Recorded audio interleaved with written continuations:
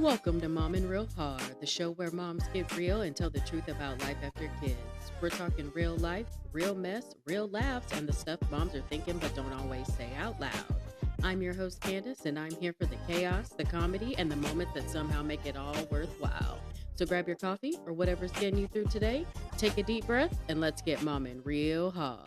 All right, hey there. Welcome back to Mom and Real Hard, guys. Mama, nobody really prepares you for this part. We spend years in the thick of it, snacks, sports, bills, schedules, just trying to survive the chaos. And then one day, it gets quiet. The kids don't need you the same way anymore, the house feels different, and you're suddenly sitting across your partner like, wait, who are you again? So today, we're slowing things down a little. We've got to paint it out, brushes in hand, just talking through it all, because sometimes it's easier to open up when your hands are busy and your guard is down. This episode is for mamas standing in that in-between, where your babies are growing up, your role is shifting, and your marriage is about to get a whole lot stronger or need a little bit CPR. We're talking about identity, connection, and what it really looks like to keep love alive after 20 years of life, kids, and everything in between. All while trying to stay inside the lines. No promises. I'm not really good at painting, but we gonna figure it out, girl. Yes, so grab your coffee, we got ours, and maybe a paintbrush, because this one is gonna be real. So let's get into it. All right, today, guys, we have the lovely Miss Audra with us. How are you, my love? I'm doing good. You're doing good. Better know that we're gonna paint. I know. So we thought we'd do a little something different for you on this episode today, guys. We're gonna do a paint and talk. And I guess a sip paint and talk. Gotta have that. Yes, Audra made us delicious coffee. I'm gonna take a sip. So delightful. Maybe we'll get her to give us the recipe and we can share that with you if she has one. Sure. There you go. So good. So Miss Audra, while we're getting everything prepared, tell us a little about yourself. I work for a hospital as a dispatcher. Mm-hmm. I've been married for 20 years. 2 teenagers. Got a dog. A dog? Named Nico. Nico. Who one of my friends said was the biggest wiener dog he's ever seen. Okay, all right. Because he's a mixed breed, so. Okay. Yeah, I like to craft, and coffee's the way to my heart. So we're doing 2 of my favorite things. Right, crafting and coffee. How can you go wrong with either one of those? So tell us what we are going to be crafting today. What are we painting today? We're painting a piece of, it's kind of like palette wood, but it's on a smaller scale, and we're going to paint it to look like an American flag. Yeah, American flag. Here we got a little for you. We can put that in there for you. So it's going to look like this. Green-ish, yeah. We're going to put our little spin on it. Yeah. Put our own little spin on it. So what do we need to do first, my love, to get this going? I think the best way to start will be to section out where we want the blue. Okay. But we're not going to paint that in yet, because if we want to do the stars kind of like that, then we want it to be kind of wet. Okay. When we get to it. So just like a box? Just section it out. Yeah. Okay. Put the box where you want the blue. Mm-hmm. And should we, I guess just a little brush. A smaller one, yeah. Okay, let's get this blue going here. Alright. So.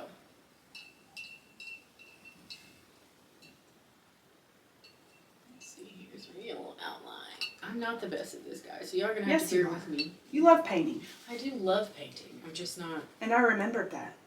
You do? I was like, I'm sitting here thinking, what can we do? And I'm like, oh yeah, Candace likes to paint. I do love to paint. I just don't know that I'm extremely good at it. But we're about to find out, guys. We're about to find out. So I'm just kind of going off this picture. I don't know, but I'm just making a line. I'm trying to decide how big I want it. That's what I was just trying because in that picture, she kind of has it stopping about right here, but I feel like I want mine bigger than that. Yeah, okay. I'm gonna go halfway. Halfway. All right, let's go. In the third. So, tell me, when was the last time you did something like this just for you? Do you do this often? Yes. Yes. Okay. Very often. Very often. And actually, in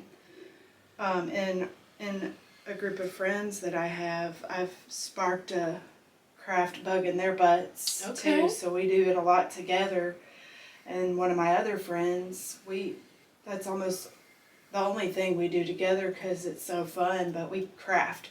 We find things that are cute, and we're like, we can make that. So we do. And what got us doing that was the paint and sip classes you can go to. Mm-hmm. We're like, we could totally do that ourselves and have snacks and drink what we want and go at our own pace, and it's much cheaper. Exactly. And so we started doing those at our houses. Uh-huh.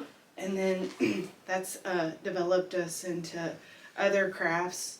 So we'll paint or we'll make something, or we also, her and I are art, I guess you could call us art class teachers at the Hermitage Library once a month. Awesome. I did not know that. That's cool. Yeah. So you guys teach classes, is it to kids, adults, or just adults? Adults? Yeah, we do adults only, and library covers our supplies, so it's totally free for whoever wants to come and do it. Awesome. Well, hey guys, if you live in Hermitage or the surrounding area, you want to come out and hang out with Audra and do some crafting, that sounds like a good time to me. I might go. We have some that keep coming back, so yeah, it must be fun to some. I think it's fun to lot. You guys don't know Audra, but she's pretty cool to hang out with, so I'm sure it's fun for all. Alright, so, like, on a scale from 1 to Pinterest fail, how awful do you think I'm about to do? Because I feel like it's about to be pretty awful. No. No? No. See, your square is more square. Or is this a rectangle? It's not more square. I'm trying to even it out right now. Yeah, I'm doing a rectangle. Oh, you're doing a rectangle. I'm doing a rectangle. Yeah. It should be a rectangle, right? Yeah. Okay, whatever. I'm trying to make it straight right now. We're winging it. All right, so while we're getting into it, like I said, this episode is kind of about, our kids growing up, getting older. Kind of, did you ever have a moment where you realized maybe that your kids didn't kind of need you the same, that things were changing? Have you noticed that shift? They may not need me the same as they did when they were younger as far as picking up the clothes and dressing them, but they still need me just as much. Yeah, it's just a different type of need now, yeah. Right? And they'll tell you they don't need me. They think that they don't. Right. But we all know that's not true. They do, because everybody needs their mamas. Because when something goes down or happens, who do you think they're calling? Right. First person they're calling is Mama. We're not calling Daddy, we're calling Mama. And then the next day, I don't need your help. I'm not a baby.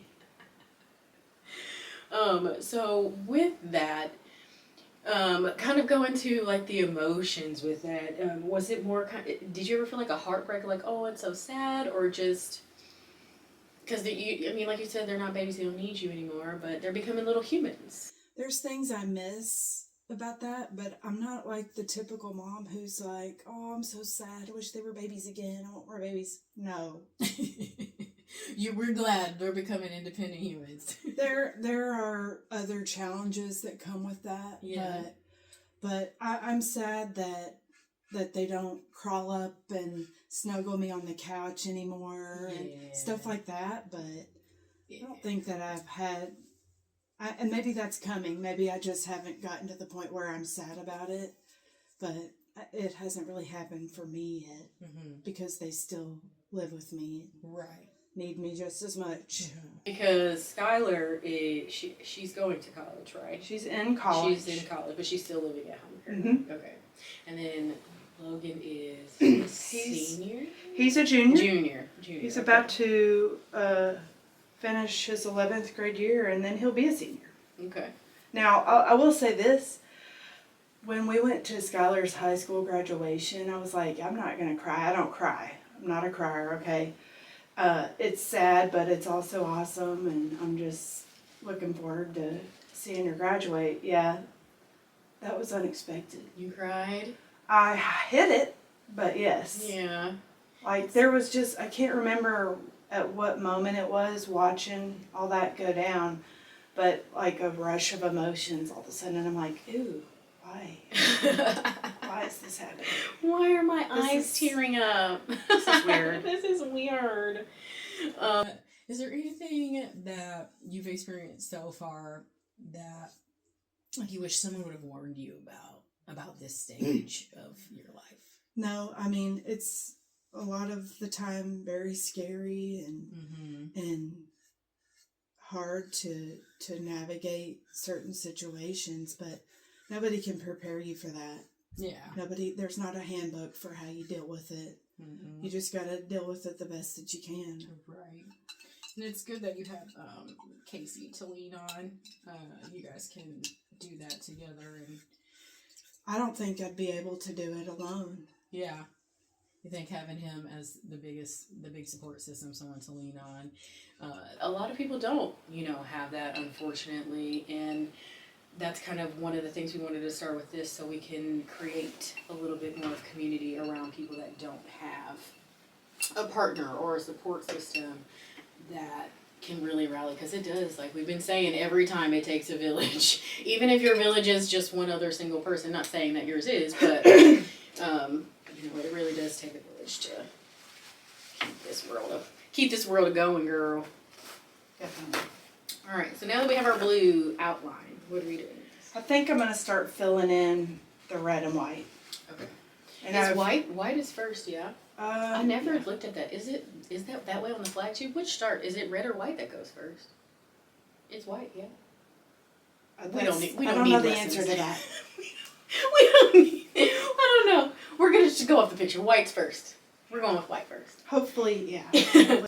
So, and our white is a little tinted so that it's not bright white. Yeah, this is a little bit of a creamier white, but you can, again, whatever colors you want to go with, whatever's on your heart, you do it.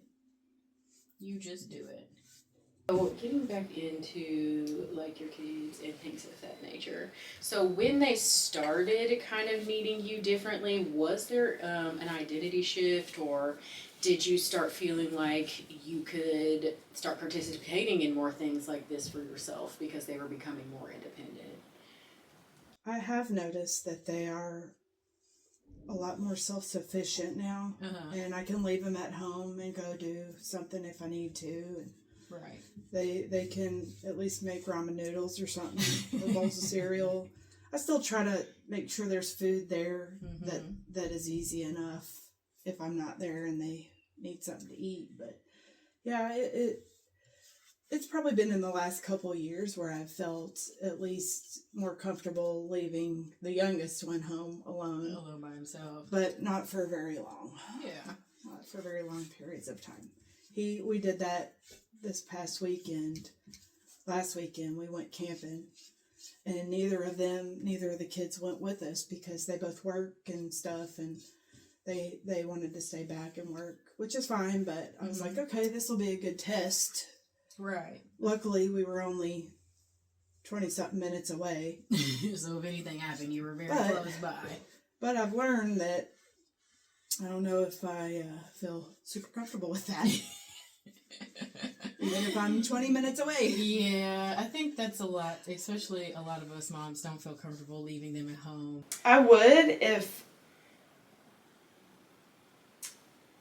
if he gave me reasons to feel more comfortable. Gotcha. And didn't give me reasons to not feel more comfortable. If he was a little bit more responsible in life, maybe. Making better choices.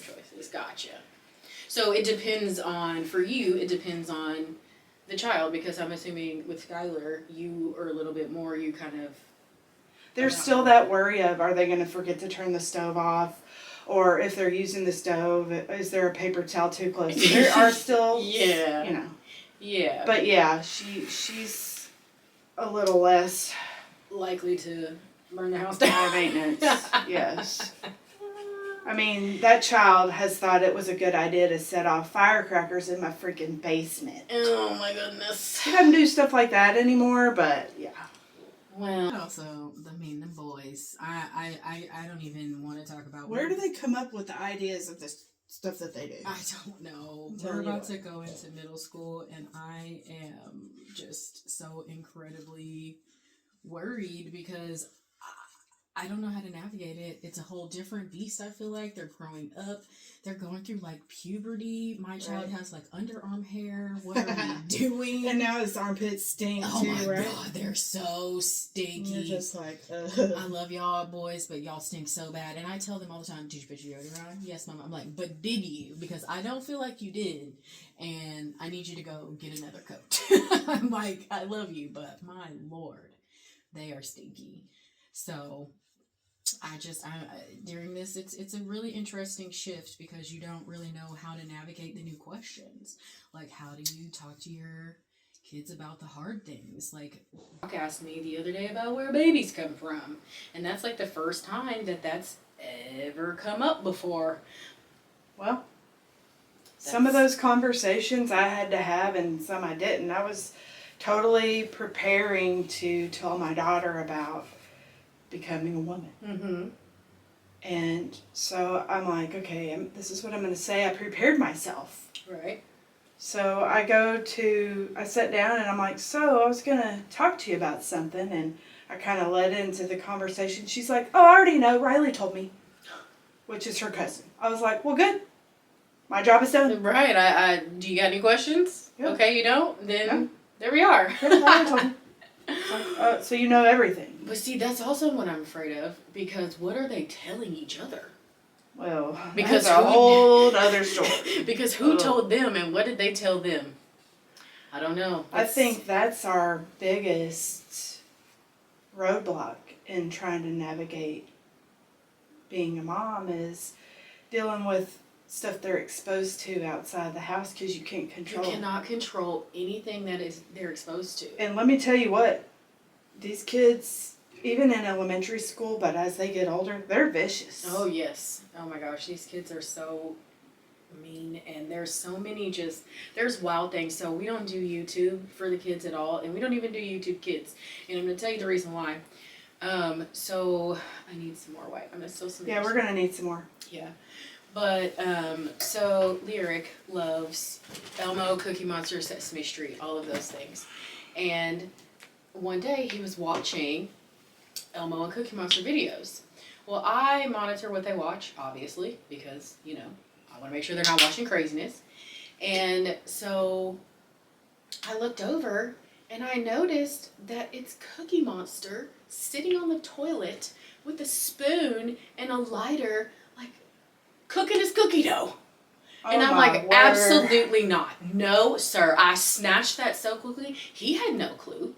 You know what I mean? He had absolutely no clue what it meant, what was going on. He thought he was watching Elmo and Cookie Monster. But no.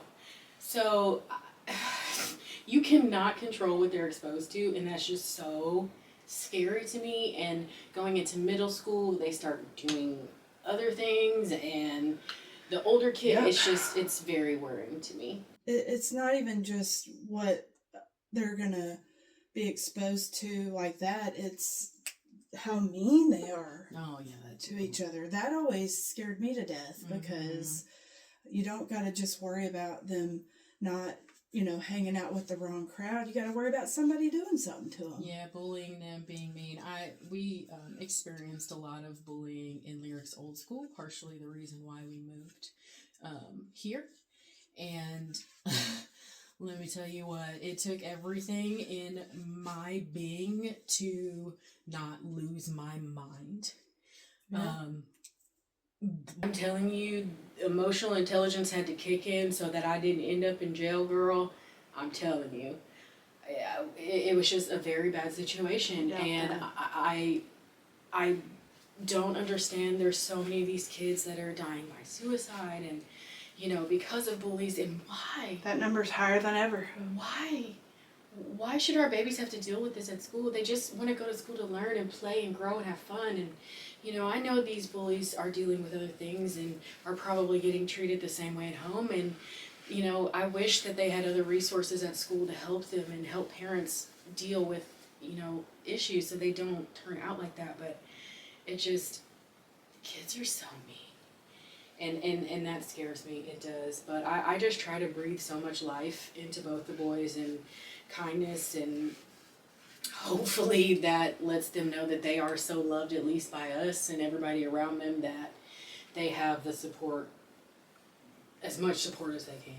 It's just crazy out here today, but I know it's hard for the teachers as well to navigate the situations. I definitely would love to advocate for not only parent training but teacher training too. Definitely need more education in how to deal with stuff. I think now it's very prevalent with a lot of kids with, autism, ADHD, mental health disorders, and a lot of teachers weren't given the tools. It's not 100% their fault. They weren't given the tools to handle or be able to cope or deal with children. Each child is different and they need different care and love, and the teachers just haven't really been given the tools to help them understand each child and to teach them the way that they need to. And I think that's something that every school should fight for. I think that the teachers should fight for it because it helps them too. Like there shouldn't be a parent teacher battle. We should be together. If that's the profession that you go into, you would think it's because you love being a part of It ain't the money. their lives, and helping them grow and succeed as kids. That's something that you enjoy doing. So if you come across a situation like that or realize that you don't know what to do, I mean, there's all kinds of things that you can do that you don't have to pay for Right. to try to get better at that, or to try to understand better. Yeah.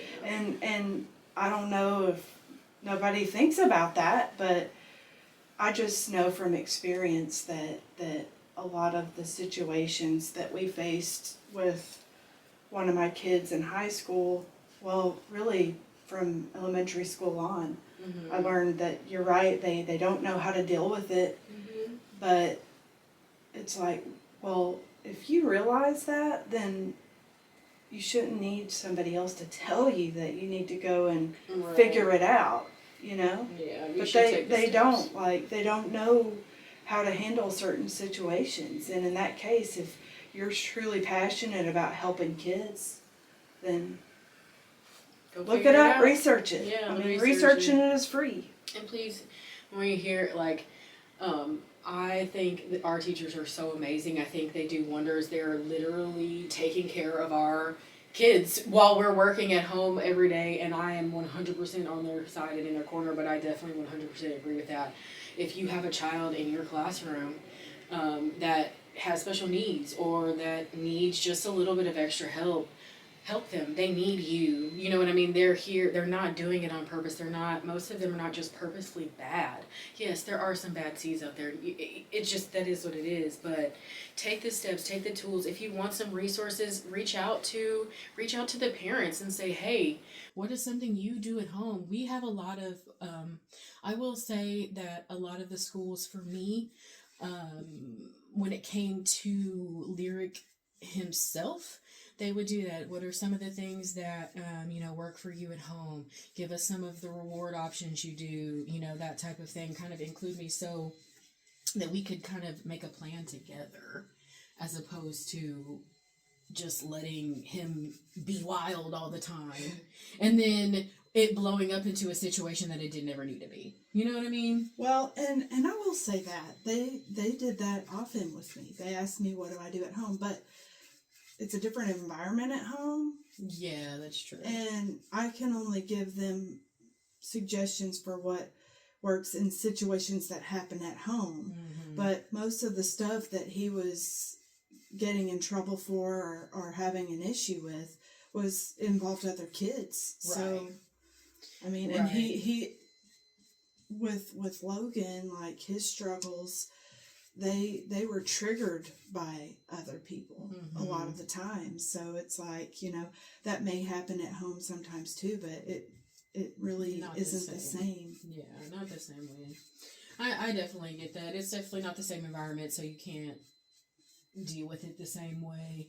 And I will tell you that the environment does matter too, because once we got Lyric out of that school, this year we've maybe had 2 incidents. I'll say maybe 2 this year, yeah. So it hasn't been I was getting a phone call every single day, Mhm. as opposed to I've maybe gotten 3 phone calls the whole entire time. And that tells me that yes, my son did play a role in it. We're obviously going to take all accountability for the things that we do in our parts, but his environment and the people where he was around also played a very big part in it. Because the people he's around now, they shower him with love, they are kind to him, they are nice to him, you know, those type of things. So and that matters. It really matters. So I really do advocate for teachers to also get some training. There's a lot of kids nowadays, they want to learn, they're trying so hard, and they're having to overcompensate for not fitting in, for their differabilities. That's what I call them. Their differabilities. They're having to overcompensate and fit into a world that wasn't built for them. So if you have one of those students, please seek out some resources to help them.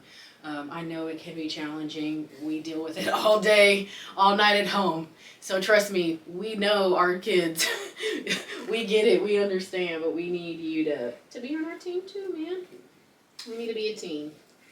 Because we are raising the next generation of humans. I keep saying that. I think it's wild that anybody entrusted me to raise anybody, because I don't think that I'm qualified at all. Like, what are my qualifications? 0. But here we are, and we're figuring it out. Day by day, girl. Doing my best. We're doing our best. So now we talked a little bit about the little kiddos. Let's talk about old Casey. All right. Because I love Casey. Y'all know Casey, but I love Casey. I've always loved Casey. He's Something always, but he's just always got a good spirit. He's always just like, I don't know that I've ever seen him in a bad, is he ever in a bad mood? Yeah. She's like, yeah. Yeah, he sure is. I don't know that I've ever seen him in one. A lot of people say that, actually. Yeah. They don't, a lot of people would describe him as being really laid back, which I can see from their point of view why they would think that. But, you know, he's my husband, so I see all the sides. Yeah, and it's funny because he's a police officer. So when you think of his job, you don't really think of laid back and never in a bad mood. But he's got some stories, but even as a police officer, he tries to still be pretty laid back. Of course, things cause the other Casey to come out. Right, of but course. he doesn't automatically go there. No, he still tries to be one of the good ones, you know. Which he is. And you guys have been married for 20 years now.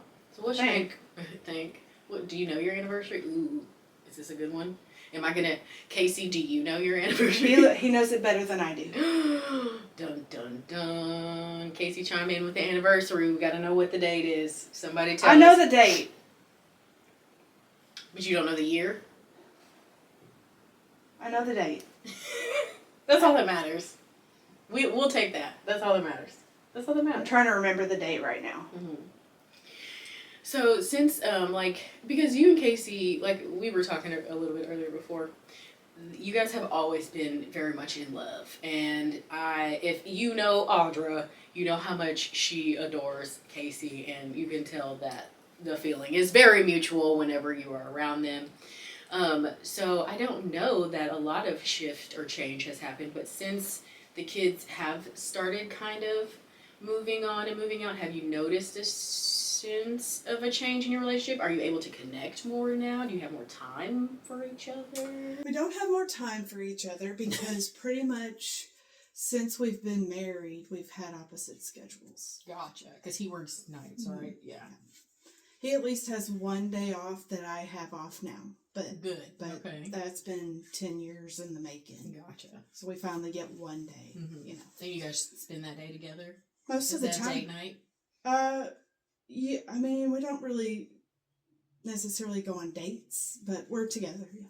But date night could be staying in, watching movies together, cooking a little dinner, you know. Yeah, we try to make sure we're together. Yeah, on that day. Like, if I'm doing something without him, I'm not sad about doing this without him right now. Yeah. Because he's asleep. He's about to have to go to work, so... Yeah. Gotcha. But you would prefer to spend time with him, obviously. He's your best friend. When he's not around, I'm sad. Oh, that's so cute.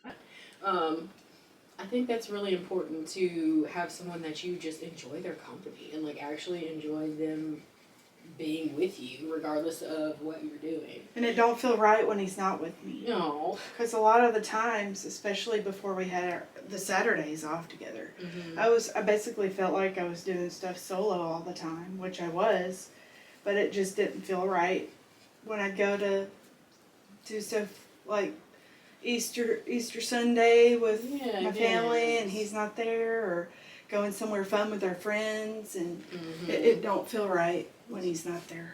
Yeah, I love that. I'm sure he feels that too. So I think it's safe to say that he does. I'm 100% sure that he does. Is there something, because you guys have been married for a long time, that you guys have gotten better at over the years, you feel like? We've gotten better. Yeah, like communication, or do you guys take more time for each other? You said now you're making sure the Saturdays are together. We've never really not been good at that. Okay. You know, if we've always been the kind of married couple who, when we are off together, we're probably doing something together. Together. So you guys have always been one of the couple that just want to do everything together. Yeah. Okay, good. That's cool. It's good to have a best friend that has similar interests you can spend time with. I enjoy that. Wholeheartedly, my love. So, with that, since it does take a bit, what does that kind of look like to quote unquote keep the spark alive? Like, what is it that you're doing? Is it just day to day, or what are you doing to do that? I mean, it's day to day, but communication and all that stuff is important too. But there's other things that are equally important, because people just automatically go to honesty, loyalty, communication. But it's not just about that. You have to notice each other. You have to figure out what each other need from the relationship. Learn their love language. Their love language. Casey's is words of affirmation. Okay. He needs those to feel appreciated. Okay. And so figure out what that is and provide it. Right. What's your love language? That's not a question, but I'm curious. I'm a little bit of a cross between two. Okay. Physical touch and acts of service. Okay. I got you. And he knows that. So, and he's aware of that. And does he try to make sure that he... All the time. That's a man. Casey, let's clone Casey for all of the rest of the women of the world. They'd be lucky. They would be so I am lucky. He's a wonderful husband. So. Yeah. And I'm pretty sure he would say the same about me, because I provide those. I may not be perfect at it all the time. I get in moods just like everybody else. But I try to make sure I provide that often enough. For him as well. Yeah. Because I think that's one thing, everybody talks about happy wife, happy life, but it is really happy house, happy spouse. You know what I mean? It is both 100%. ways. You've got to make sure your spouse is just as happy as you are. You have to make sure that their needs are met emotionally, physically, all of those things. That is what's keeping these marriages alive. You have to try. I like to flirt with him a little sometimes. Oh, yeah. I still like to flirt, give him a little pat on the butt, and he does the same. Or just when he's passing me in the kitchen, I hold my arm out just so I can just graze him a little. Yeah. Just give him a little touch. Okay. I love that so much. Couple goals, friends. Couple goals. I hope it never changes though, because I don't intend for it to, but you see those couples later on in life that are old, they don't even sleep in the same bed together, and they probably don't do fun things together anymore. And I just really hope that he always flirts with me, and vice versa. I think as long as you guys stay committed to that and actively trying, because I do think it is work. I don't think it just, some people are like, oh, it's just natural. We never fight and we never do that. Bull crap. I mean, if you live that life and you and your spouse never fight, and good for you. You know what I mean? But I just think that at that point, someone's giving something. Like, someone is not being true to who they are at that point. If you're just always if you're always just Yeah, giving. you gotta bicker. There's plenty of bickering between the two of us. Yeah. But it's how you resolve it, how you come back. It's you and him against the problem. you have to be willing to apologize when you owe it. Yeah. I'm so sorry. Stop. I didn't want to stop. Can you say that one more time? You have to be willing to apologize if you owe one. Thank you. Thank you. Yes. You gotta realize when you do and do it. Right. Because you have to have accountability. You play a role in everything that happens.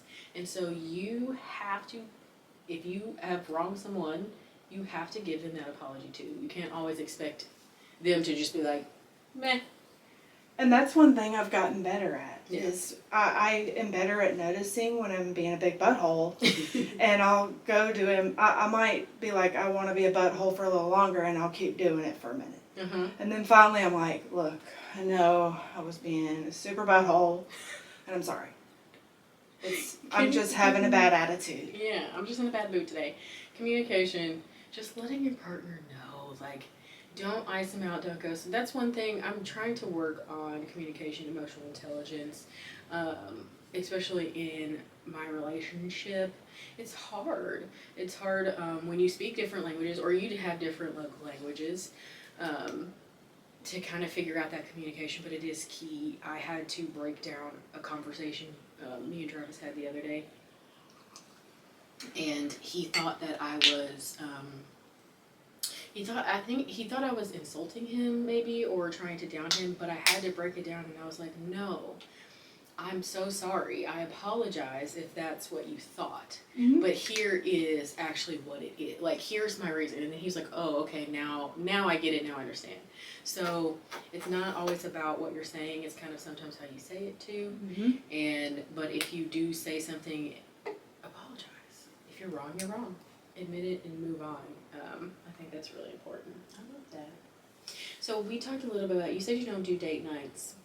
Sometimes we do. But Okay, what does it look like? What is the typical, if you're gonna do a date night, what does it look like for if you? we actually do a date, like go out to eat or something, then we do that every now and then. But typically on the weekend when we're doing stuff together, lately we've been camping a couple of times. Okay.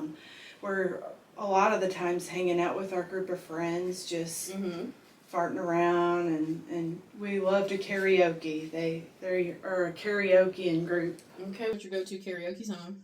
Mine? Yep. That's a good question. There are definitely a lot of common songs that come out every time. Okay. They all have their go-tos, and I've learned the words to a lot of country songs lately, which I wouldn't normally do. I'm not a country music gal. I'm not either. But mine, Zombie. Zombie. Okay. I'm not a country music I like gal that one. either, but Travis, that's all he listens to, so I can get down on some Morgan Wallen, only because he's a little bit more like hip-hoppy. Russell Dickerson, Nico Moon. I'm not saying there's not country songs that I'm like, yeah, that's all right, I guess. Yeah, but not your go-to. it's not on my playlist. It's not on your playlist. We're not putting it on our to-go-to song list. And I'm not above going to the Grand Ole Opry, which I finally did for the first time with a couple of our friends. Oh, yeah? I'm not above seeing a live show or something like that. Yeah, but I love the Grand Ole Opry. I will say that the concert that I went to for Lincoln Park, I felt like I belonged more there. You didn't feel as out of I place. fit in a lot better there, or at the Volbeat concert. Yeah, Mhm. I fit in a lot better there. You did. That's too funny. Because, walking up in the Grand Ole Opry, you see all these cowboy boots and stuff, and here I am wearing Converse or, whatever it is I felt like wearing for the day. You never know. You really never know. That's too funny. So you felt out of place. A little bit. So this is one question that I'm just dying to know. What's one habit after all this time that he does that drives you crazy? Inquiring minds want to know. So, and he knows this. We'll never say anything about him that he doesn't already know. He I'm gonna start over there. he gets he overreacts about stuff when it gets broke or lost or, anything like that. Gotcha. And he will let it ruin his whole freaking day. Okay. I've learned that trying to talk him down, it's not going to help. Okay. It's not going to make him feel better. I still do it for a minute and then I just walk away Just get over because that's the only way to let him deal. He has to deal on his own time and by himself. He has to just be able to think it out and before he'll calm down and realize it's not that big of a deal. Mm-hmm. Because it becomes a really big deal to him, no matter what it is. It could be a stupid flashlight that fell and busted. Yeah. But Okay. Yeah. A little overreactive to the breaking of things. I have one of those. It's fine. Travis is. Maybe it's a man thing. I don't know. It could be. I don't know. But or maybe I just am like, oh well, it is what it is. I mean, I still wouldn't react like that. I don't think, or at least to that extreme. Mm-hmm. There's things that get broke, and I'm like, crap, Yeah. But I'll literally. There's been times where we're about to go somewhere, Mm-hmm. and I'm like, you're gonna have to get over this really fast because that isn't gonna work out in public Mm-hmm. because it's gonna ruin everybody else's mood. So you either get over that real fast, or don't go. Stay home and be by yourself. He doesn't like hearing that. He probably still feels like that's not supportive. Mm-hmm. But sometimes, like, I'm a very big, like, I'm the same. I've got to work it out myself. So just let me go, get over it, and then I'll come back. And then when I come back, we'll talk it out. But just let me go be by myself for 1 second. I think that's okay. yeah, But if he knows it, maybe he'll work on it for you. I don't know. He's always been like that. So I just She's like, so it's not going to change, Candace. probably not. He may get a little less upset over time, but Mm-hmm. I've just learned that that's part of his personality. that's why when people are like, yeah, he's so laid back, break something.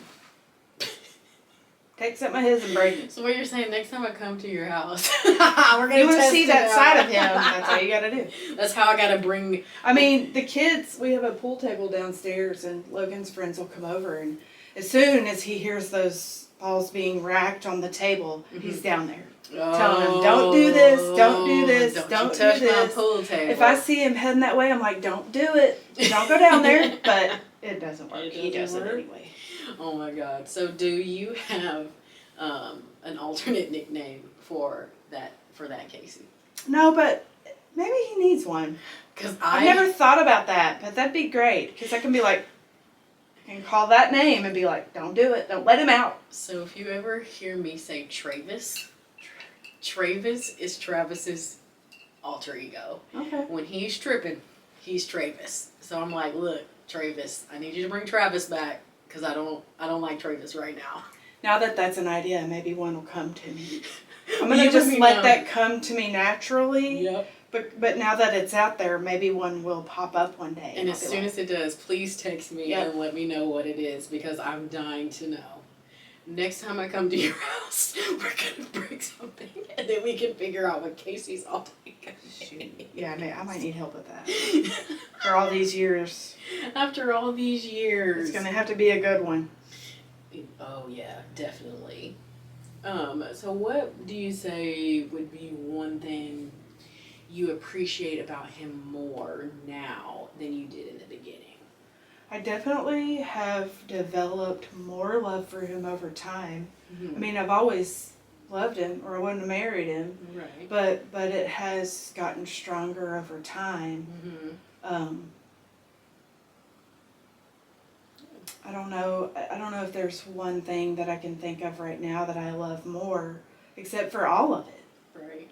He's just I've learned to appreciate things more that I didn't appreciate as much back then, or learned to have a better understanding of things, and that helps. It helps when you understand. And he's always been a pretty supportive partner from what I can tell. And pretty active with, like, helping with the kids and being a really good dad. I've never, ever heard you I don't think I've ever heard you once complain in that department at all. I don't know that I've ever heard you complain one time about Casey.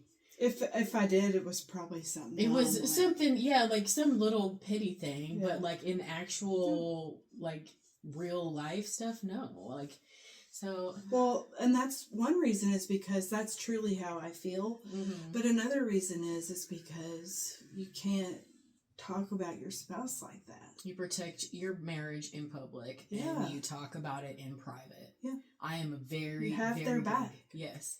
We will deal with it when we get home. You know what I mean? Like, I mean, don't get me wrong. He might do something when we're with our friends or at Christmas with the family, and I'm like, Casey, come on. Mm-hmm. You're driving me nuts. Yeah. You know? But then I'll be like, you know what? It's cool. Yeah.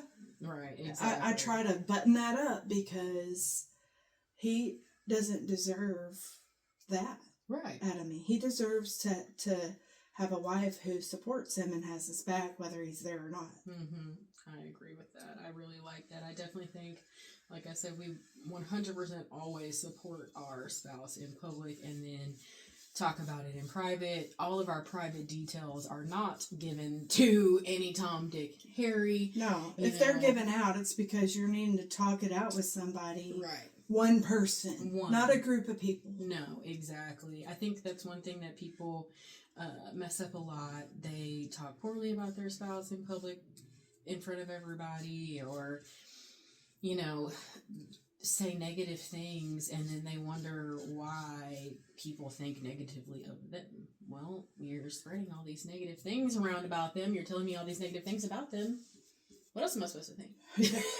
You're forming my opinion of him for me. For me, right, exactly. Especially if you're friends, because your friends are going to be on your side. Right, and that's my thing, because I'm your friend. So I'm always going to have your back over his back, right? So if you keep telling me all these negative things about him, I'm going to think he's just crap. So I'm going to be like, no, why are we even having him here? Like, let's just If sit I'm back. venting, though, I am also probably trying to do it in a supportive way Right. to make sure you still know that it's not, whatever this isn't a deal breaker. A deal breaker, something. yeah. I You just just need vent- to get it out. I need to, because sometimes you do need to talk it out.